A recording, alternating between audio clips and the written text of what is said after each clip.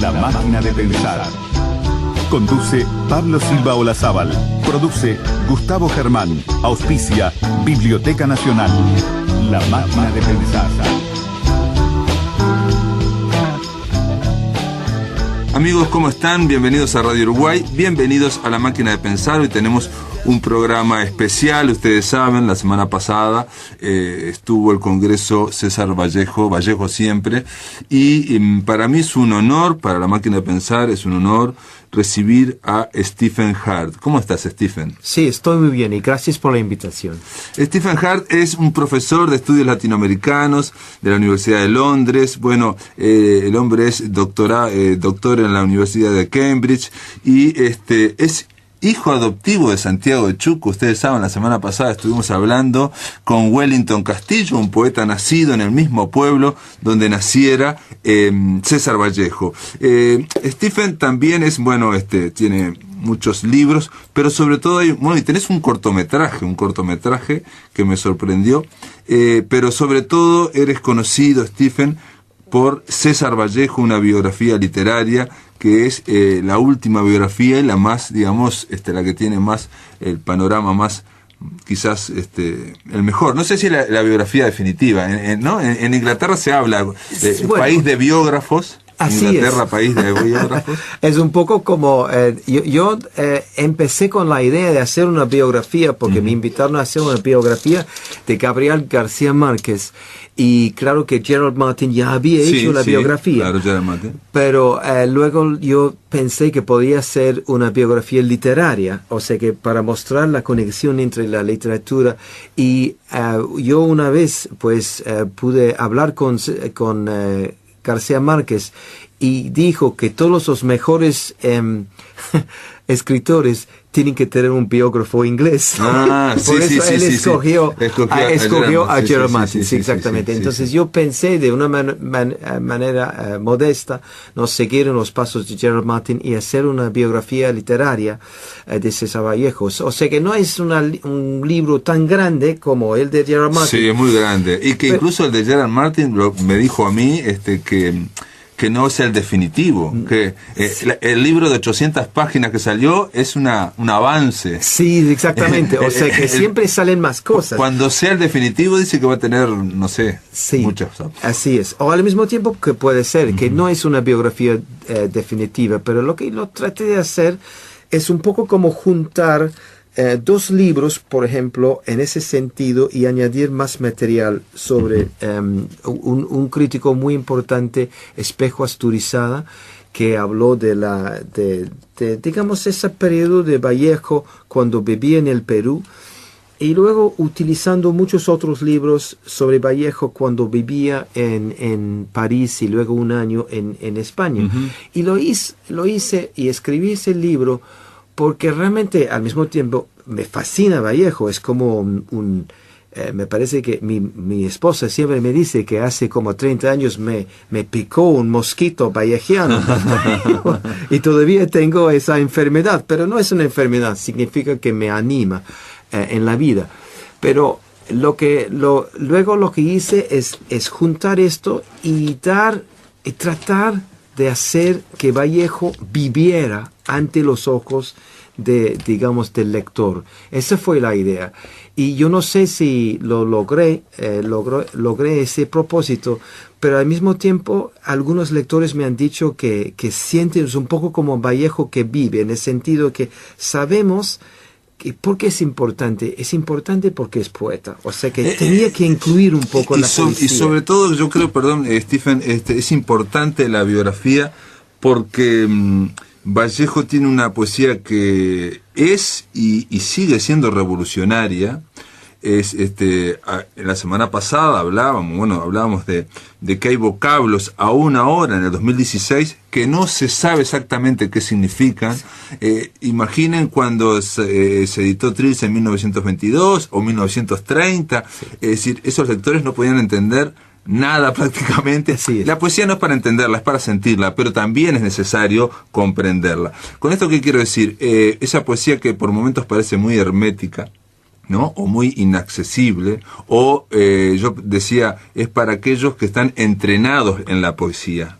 Vallejo no es para el que empieza a leer poesía.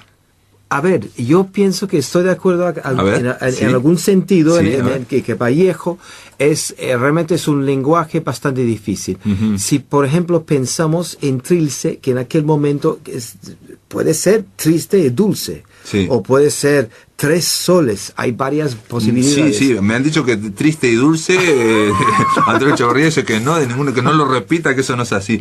Pero bueno, todavía sí. Espergesia se está preguntando qué es bueno. Así es. Uh-huh. Entonces, en ese sentido, hay varias opciones. Uh-huh. Entonces, eso significa que uno puede leer un libro en que se explica más o menos cuál es la opción. Por ejemplo, yo me acuerdo de simplemente una palabra sí. para mostrar esto, que es la palabra tos, que T-O-Z. Entonces, esta palabra, claro que en Latinoamérica se pronuncia tos. Sí. Entonces, significa que es el sonido que se emite, ¿no? Cuando se está enfermo. Para toser, digamos. Exacto, para toser, exactamente, la tos. Pero al mismo tiempo, con esa Z, significa que Vallejo está aludiendo a la voz. Porque... Y se puede ver, otros me han dicho no, pero hay que ver el original. Yo he visto el original sí. y dice tos. Entonces sí. no es un error en ese sentido. Entonces eso significa que los críticos en algún sentido pueden ser útiles para mostrar esto. ¿Qué es lo que significa Vallejo con eso? Es como James Joyce, el escritor irlandés, que a veces hacía cosas como corpse, con corpse.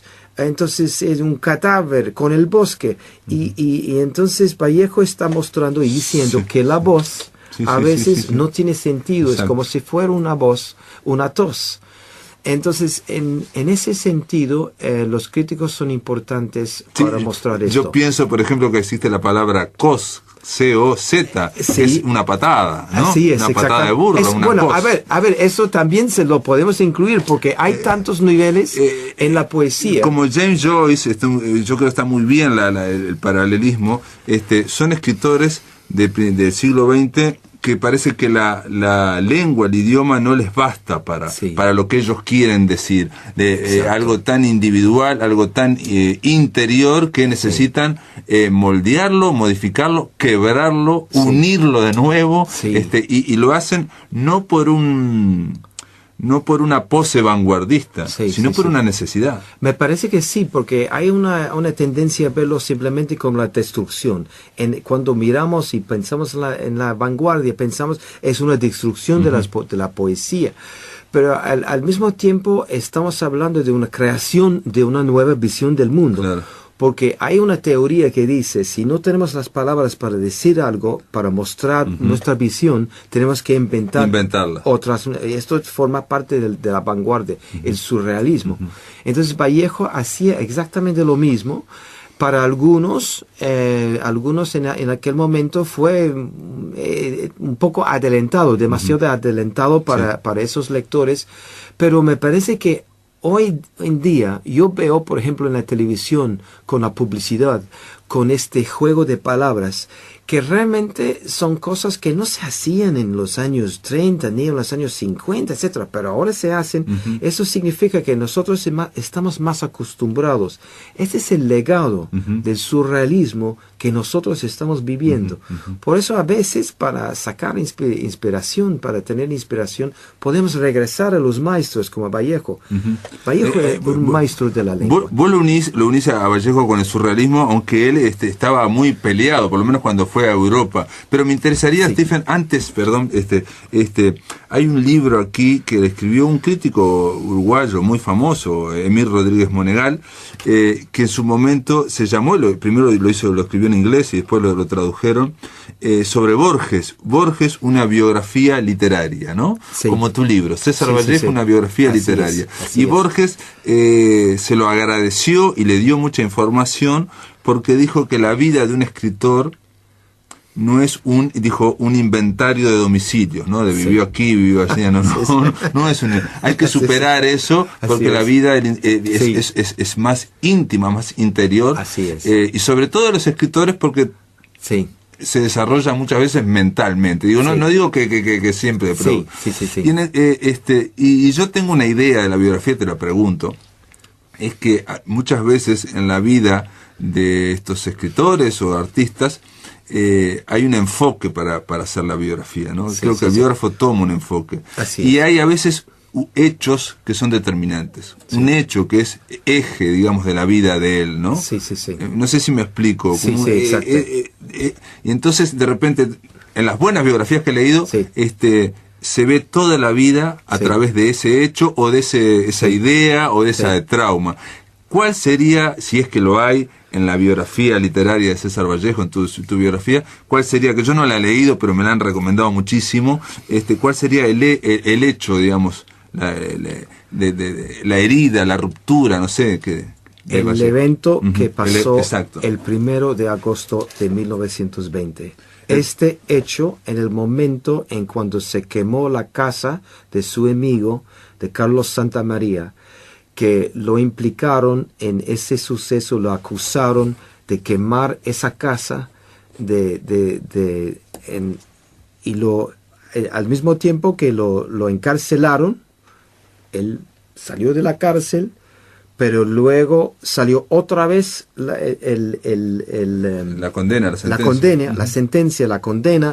y 2 semanas después se fue a Europa. Muchos decían... ¿Y dónde fue encarcelado? ¿En dónde era la cárcel? En Trujillo. Sí. Por 113 días fue encarcelado.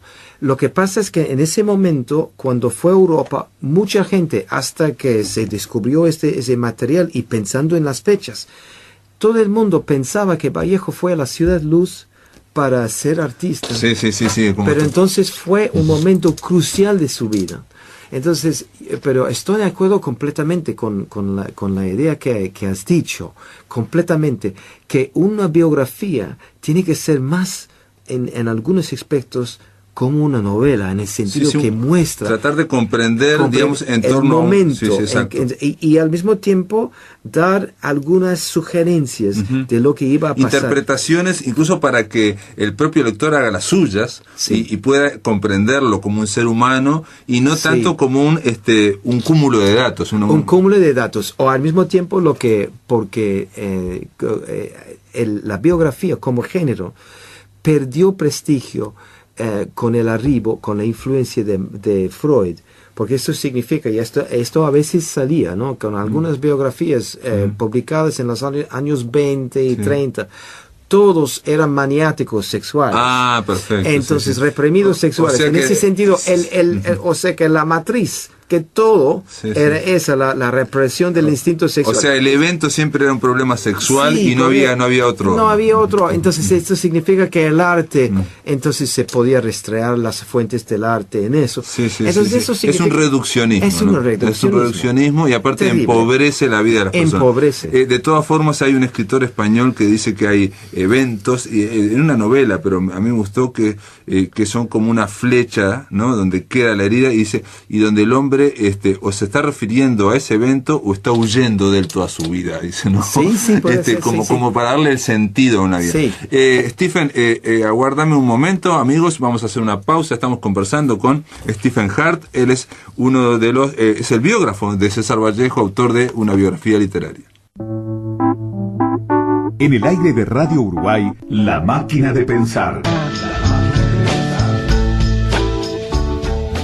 Estamos conversando con Stephen Hart. Él es un profesor, un docente, un doctor de la Universidad de Cambridge, entre otros, y es un autor de la César Vallejo, una biografía literaria. Estábamos hablando en el bloque anterior, Stephen, de cuál es el evento, digamos, importante. No siempre los hay, a veces sí los hay. Por ejemplo, nosotros tenemos la vida, estoy pensando ahora, de Horacio Quiroga, y uno puede leerla así, pero si uno la ilumina a partir de un problema que tuvo cuando en su juventud él disparó accidentalmente a un amigo, y realmente después una interpretación es que toda su vida es una huida de ese momento, ¿no? A veces ocurre, otras veces no, digo, no lo sé. En el caso de Borges se habla de algo de la infancia, en fin, es decir, pueden ocurrir hechos, a veces no los podemos conocer, pero con esto que queremos decir, una biografía literaria, yo creo que enriquece la poesía, enriquece la obra cuando tenemos estos enfoques. Enriquece porque tiene que hacer esto. O sea que si lo estamos pensando en ese sentido, cuando leemos la poesía, lo que tenemos que mostrar que la vida se ofrece, los eventos de esa vida, los acontecimientos se ofrecen un poco como las imágenes y toda esa tradición poética de otros poetas, o sea que se ofrece de la misma manera y se manipula y se recrea.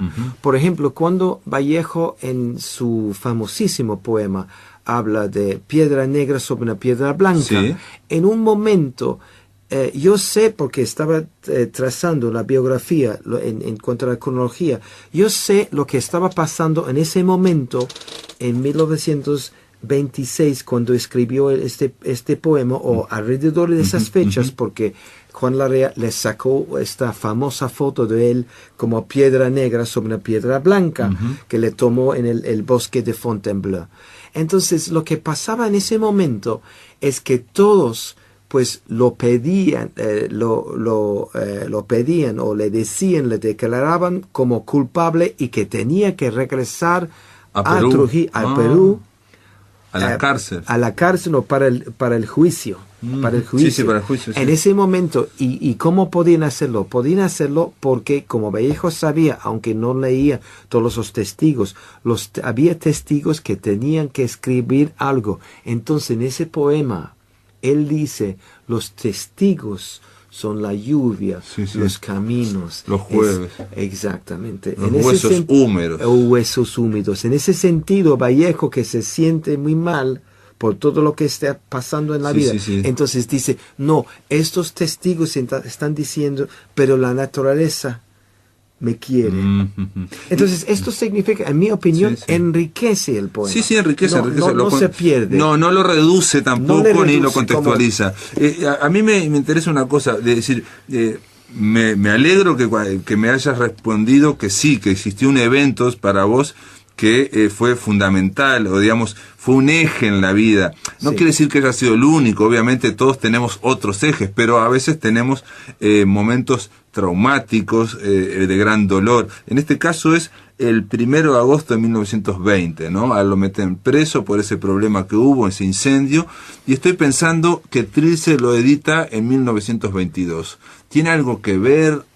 ¿No? ¿Qué relación? Sí. Me parece que sí, porque en ese momento pues estaba buscando otra manera de describir su vida, y fue un momento de incertidumbre, de sorpresa, de un mundo al revés, porque lo había vuelto al revés, todo lo que estaba pasando. Entonces, en ese sentido, su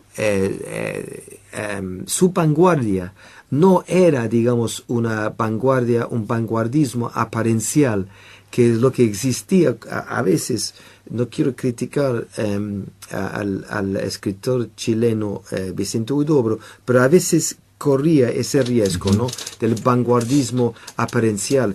Ese lenguaje de la vanguardia pues era un vehículo perfecto para expresar ese momento de incertidumbre que Vallejo tenía en ese momento. Si estamos hablando de otros momentos ejes, ¿no? En ese sentido podemos también pensar en el momento, en el otoño de 1927, cuando fue a la Unión Soviética.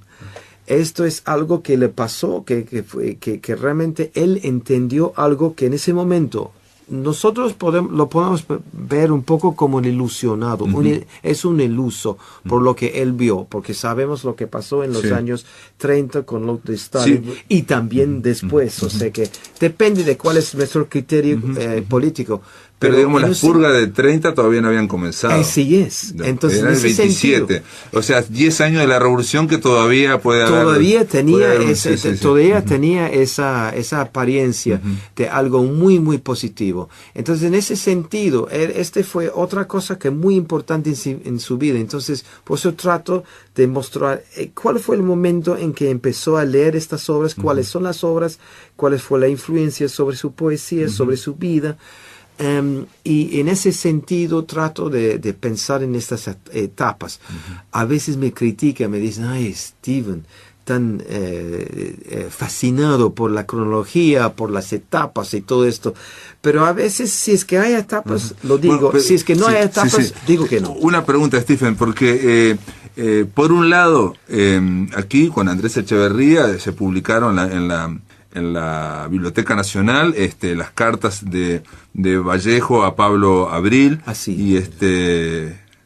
Y que son muy interesantes, son 10 años, y realmente, y yo siempre decía que leyendo esas cartas me daba la sensación de algo denso, oscuro, algo con problemas, algo un poco retorcido, digamos. No, ni siquiera es un dolor, es algo denso, digamos, espeso, ¿no?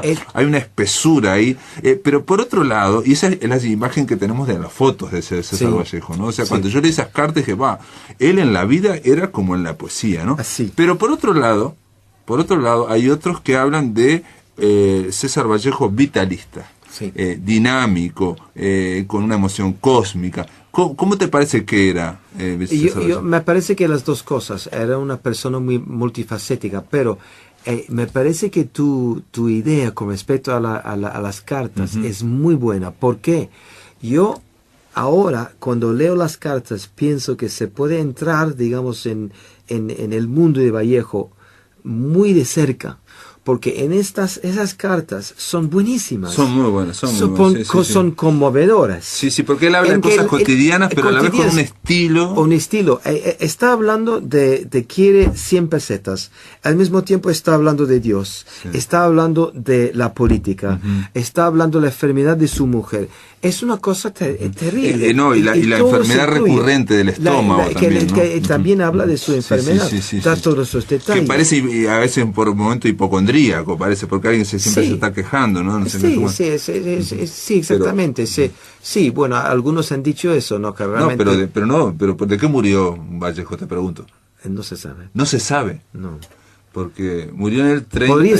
Podría ser un paludismo, pero pienso que no. Un crítico español dijo que murió de España, pero no es una enfermedad conocida. Por la crisis, digamos, de la República. La crisis, el fracaso de la guerra civil. El fracaso de todo. Entonces, todo. Ese es el que lo mató todo esto. Yo pienso que es muy lógico que sea algo así, que después de tantos años de hambre, de pasarlo mal, que después tuvo una fiebre y que... no lo resistió. Sí.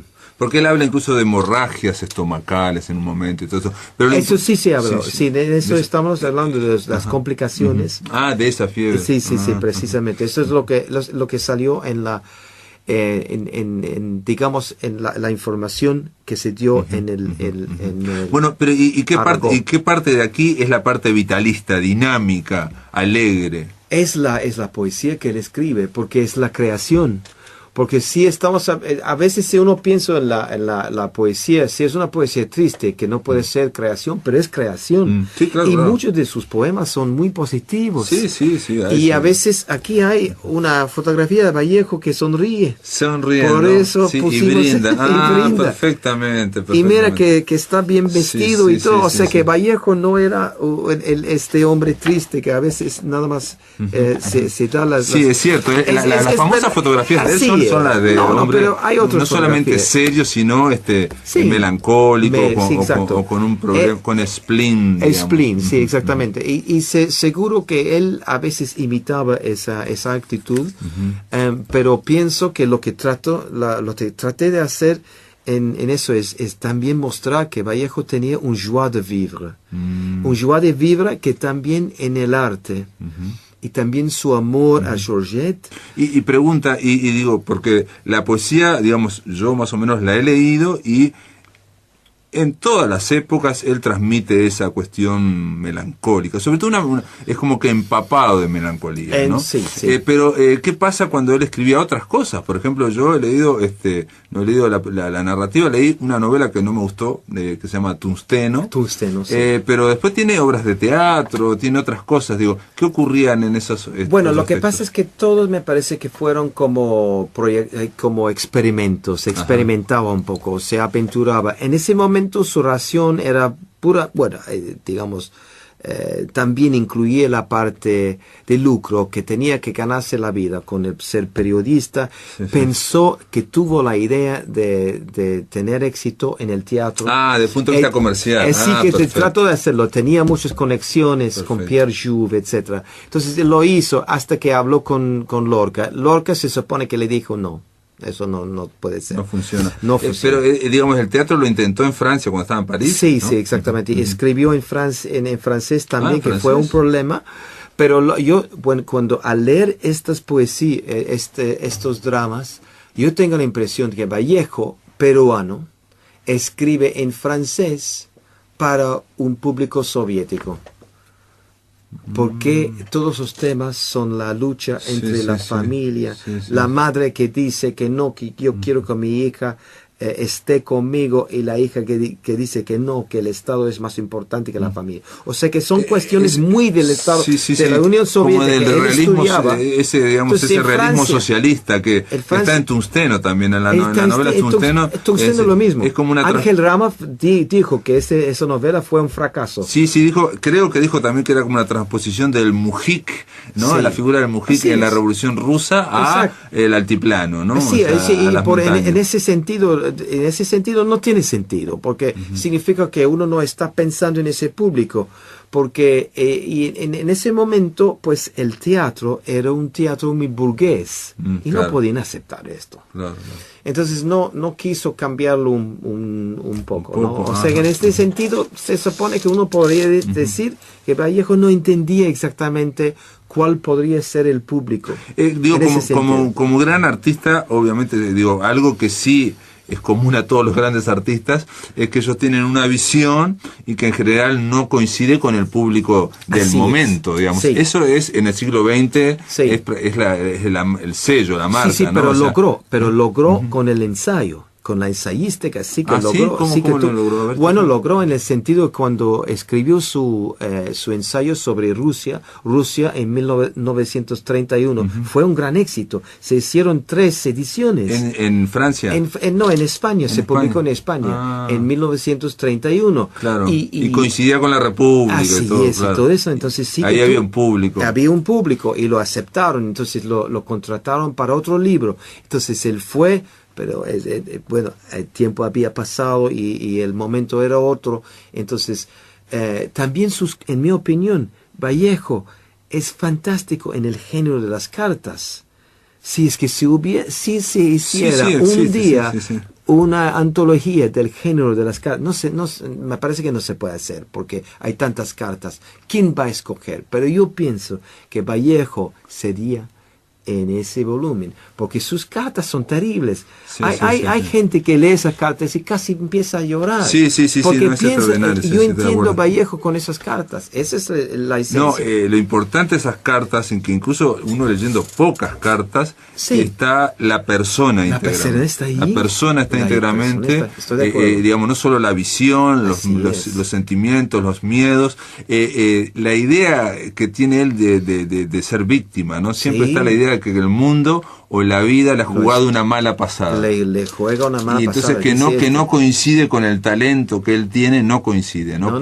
Por una serie de cosas siempre o llega tarde o algo pasa, ¿no? Algo pasa. Y aparte otro detalle, que es la idea de que él quería, que siempre tenía problemas económicos, siempre, que la idea de que él quería lograr solventar sus problemas con la obra y no le daba, ¿no? Sí, exactamente. O sea que en ese sentido es increíble verlo todo, porque él lo explica todo. Y también si uno usa esto para explicar por eso yo cito tantas cartas. Porque en esas cartas hay toda esa esencia de su dolor. Stephen, te voy a pedir que hacer una pequeña pausa, amigos, y vamos a seguir después de este bloque, de esta pausa, con Stephen Hart, y le voy a hacer una pregunta, porque hasta ahora hablamos de esa parte melancólica y del Vallejo perseguido por la economía, pero hay un Vallejo que era tenía mucho éxito con las mujeres, y para tener éxito con las mujeres uno no puede ir llorando o ir melancólico, obviamente tiene que ser de otra forma. Amigos, después de la pausa seguimos aquí en La Máquina de Pensar. En el aire de Radio Uruguay, La Máquina de Pensar. Estamos con Stephen Hart dejé planteada en el bloque anterior, Stephen, esa pregunta de, bueno, de qué pasó con las mujeres. Digo, no es por entrar en la vida íntima de Vallejo, ni mucho menos, digamos, no entrar en esa cuestión sexual, sino que me parece que ese éxito relativo, te pregunto si tenía éxito con las mujeres, habla de un Vallejo más dinámico, más vivo, ¿no? Más... Me parece que sí, y eso precisamente fue un factor que quería subrayar en esa biografía, porque Vallejo sí que tenía mucho éxito con las mujeres, y también, pero esto fue cuando estaba en el Perú. Ajá. Cuando era un hombre más joven, y por eso he hablado un poco de las dos Otilias. Hay las dos Otilias, es una cosa muy extraña. ¿Qué es la...? Que hubo una primera Otilia que tuvo un amorío con su sobrina. Esto es el incesto, esto lo entiendo, pero tuvo amoríos con sobrina. ella. ¿Y era de qué edad, por ejemplo? Era joven. Joven, sí, exactamente. Pero pero tenía más o menos la misma edad. Perfecto. Entonces era como una prima, en ese sentido, relativamente. Tenía 2 años menos que él y vivía en la misma casa. Entonces, Otilia Vallejo Gamboa tuvo amores con ella. Entonces, cuando fue a Lima, se enamoró de otra Otilia.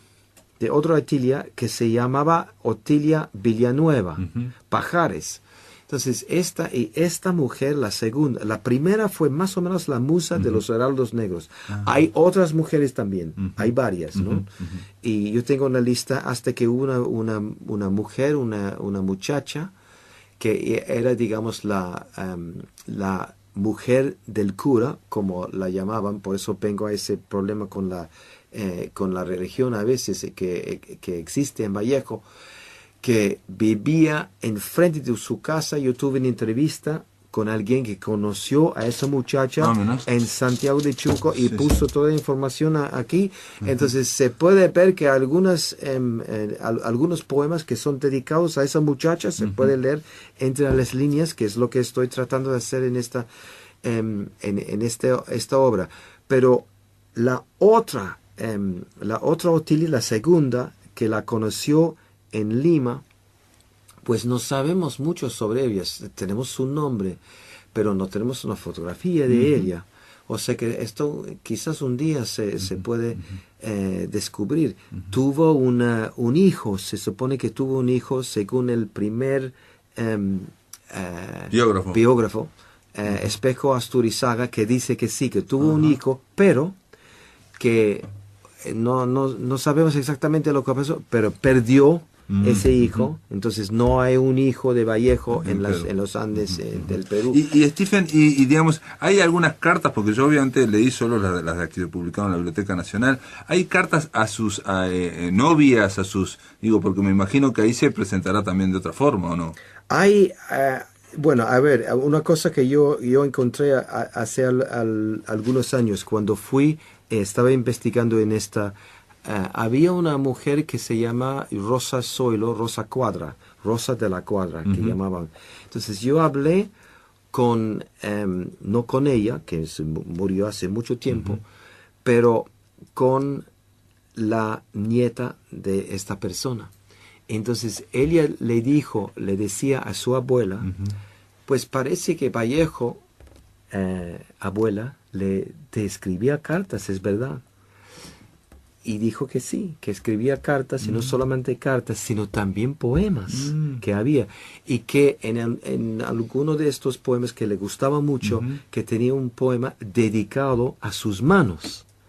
Pues yo leí todos esos poemas de Vallejo. Es que no hay ningún poema dedicado a las manos de la mujer. Hay referencias, pero no es un poema dedicado. Sí. En ese sentido, entonces, esta mujer dijo, ay, abuela, ¿y qué hiciste con el poema? Con las cartas. Y después, en el momento el día antes de casarse con otro hombre, quemó todo. Quemó todo, sí, claro. Pero sí, esto significa que sí que hay algunas cartas, pero estas cartas ya desaparecieron. Claro. Es un ejemplo, puede sí, ser otros. perfecto.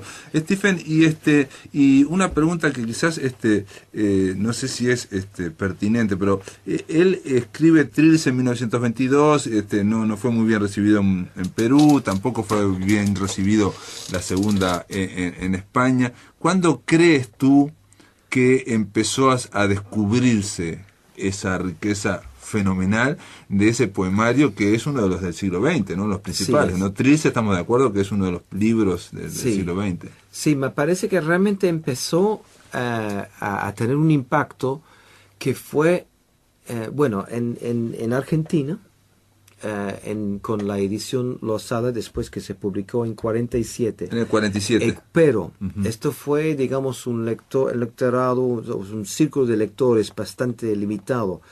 O sea que empezó un poco con algunos poetas en los años 50, pero me parece que realmente empezó en los años 60. 60, cuando realmente se empezó y fue un momento crucial cuando Juan Larrea, que era su buen amigo español, pues tenía muchas luchas y problemas con la viuda, y criticó a la viuda, y hasta que dijo que cuando Vallejo vivía contigo, pues sufría tanto que no podía escribir poesía, solamente cuando estaba conmigo. Entonces había toda esa rivalidad, pero es algo que... La viuda, perdón, hay que aclararlo, Georgette era mucho más joven, o sea, le sobrevivió mucho tiempo. Sí, exactamente, murió en el año 1983. Bastante. Sí, bueno, es muchísimo. Sí. Con esto quiero decir que pero le sobrevivió 46 años, que es extraño. Mucho, sí. Sí, pero es exactamente la misma edad que Vallejo. Que tenía Vallejo, sí. Bueno, es por pura casualidad. Y Vallejo murió en el 38 y ella en el 83. Sí. Pero claro. Una cosa que te quería decir, Stephen, es que algo que no todo el mundo tiene presente, creo, es que la obra de Vallejo empezó, digamos, a desentrañarse o a tener éxito en los 60, y algo que no suele ocurrir siempre es que a partir de ahí fue siempre ganando lectores, siempre, fue siempre en aumento. Así es. Porque a veces ocurre que hay grandes descubrimientos y después es como que se frena, digamos, pensando yo que sé, no sé, en el Ulises de James Joyce, por decir algo, en algún momento se frena, y esto hay, pero en el caso de Trilce, hasta el día de hoy continúa. Sí, no, exactamente. O sea que sí, estoy de acuerdo con esto, que realmente ha ido como cobrando cada vez más lectores. Exacto. Y es algo extraño, pero me parece que lo que pasa es que estamos aprendiendo a entenderlo cada vez más. Claro. Y fue un hombre muy adelantado en ese sentido, la manera en que describía la vida. Y también otra cosa que me hizo pensar eso recientemente, cuando fui al Tate Modern en Londres para ver la obra de muchos artistas. Estamos hablando de este siglo, ¿no? Del siglo XXI. Y que siempre convierten a su propio cuerpo en una obra de arte. Sí. Es que se ve su obra, es que toman fotografías, se filman hasta que muestran su cama, cosas, a veces cosas horribles, pero su cuerpo se convierte, digamos, en ese componente intrínseco de la obra. Vallejo tenía eso, porque él describía a su propio cuerpo. Habla de las emociones de su cuerpo, pero describe a sus brazos, describe a su cabeza, a sus piernas, habla de sus lágrimas, habla de sus mejillas, habla de todo esto en cada poesía, en cada poema. Vallejo está ahí.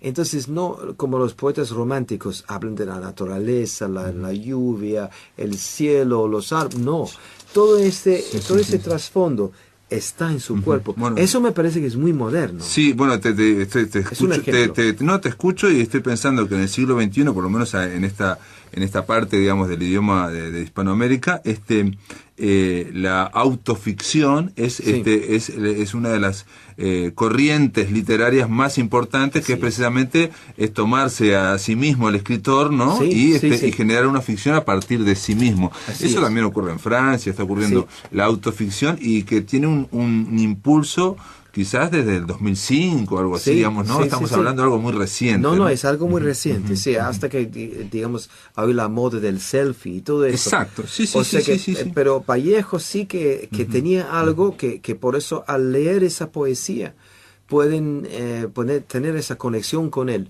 Hay algunos que han dicho... Quizás la última parte, la parte de España, parte de Mise Cáliz, es la que él está por lo menos mirando esa cuestión colectiva, ¿no? Sí, está hablando ahí, ¿no? Sí, está hablando de eso. Debe ser la única, ¿no? Sí, y también, bueno, hay también una posibilidad de que, por ejemplo, un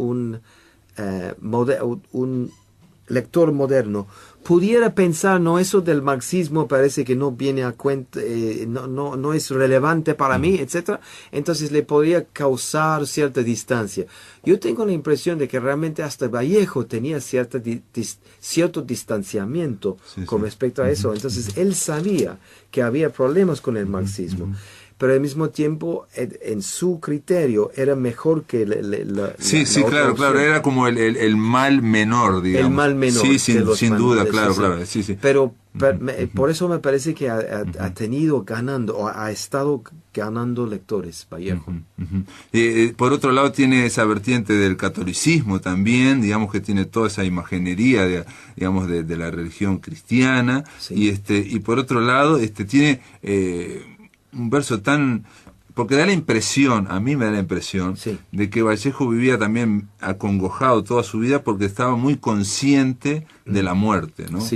Todo digamos, estaba pensando que él se iba a morir constantemente. Eso aquí, nosotros tenemos un gran escritor, Onetti, que él decía que a los 7 años tomó conciencia de eso y lo abrumó al extremo de que él iba caminando por la calle, iba mirando a la gente diciendo, se va a morir. Vos también te vas a morir, todos se van a morir. O sea, él quedó aplastado por esa idea y no lo abandonó nunca, digamos.